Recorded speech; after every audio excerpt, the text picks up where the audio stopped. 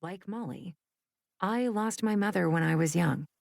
I know about going in search of your life without a mother to stand beside you and cheer you on.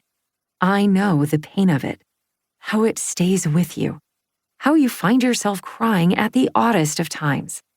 There's a part of you that is simply missing, and you have to find a way to go on and become unbroken. That is Molly's journey in this book. She dares to share herself and her story with readers, even when that story is messy or embarrassing or heartbreaking. While her loss and grief and fear shine through in this memoir, so do her humor and hope. She doesn't pull back. Instead, she bears it all and tells the reader what worked for her, how finding Jesus and surrendering to her faith saved her spirit and made her whole again. On Veterans Day 2023, I was honored to join the female veterans at the Vietnam Women's Memorial in Washington, D.C. for the 30th anniversary of the memorial. It was awe-inspiring, heart-expanding, and heartbreaking to see these women gather, many of them for the first time in years, to share their stories and cry and laugh and hug.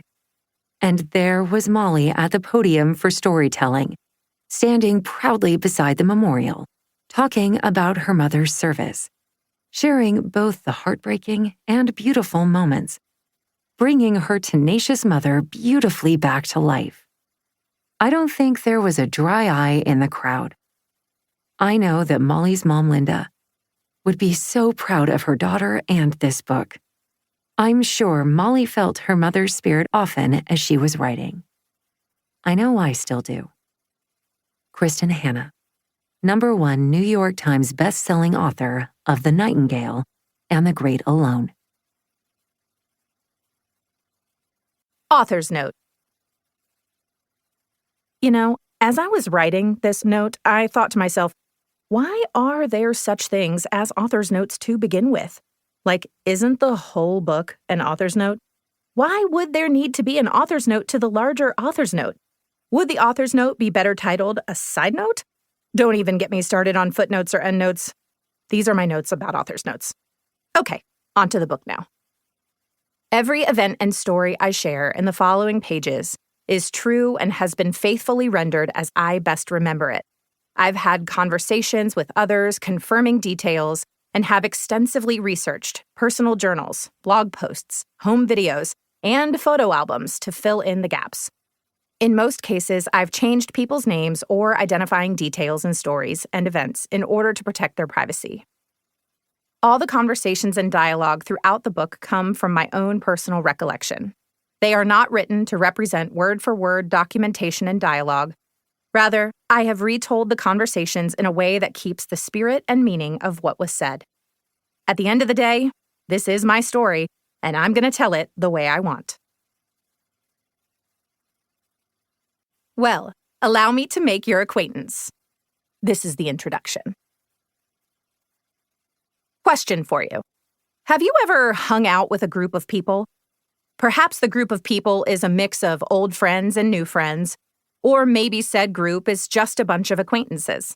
Or possibly it's one person you know and a whole bunch of people you don't. I want you, right now, to close your eyes and to go to that place with those people in your mind. Wait, don't close your eyes. That would be ridiculous because you're listening to a book and you could be driving. Don't close your eyes. Just, mentally go there somehow, some way. Work with me here. Are you there now? Great. Now that we've established you're with a group of people, let's pretend you are having a conversation with 1 or 2 or 9 people during the course of the evening. And you say a bunch of human words. Doesn't matter what words. Doesn't even matter what language those words are spoken in. These are your words that come from your mouth. The words could be a story of your own that you find yourself telling. The words could be a response to someone else's story. The words could be some spicy political commentary, a hot take on some pop culture reference, or even a dad joke. The content here is irrelevant. The point is, you have found yourself in a situation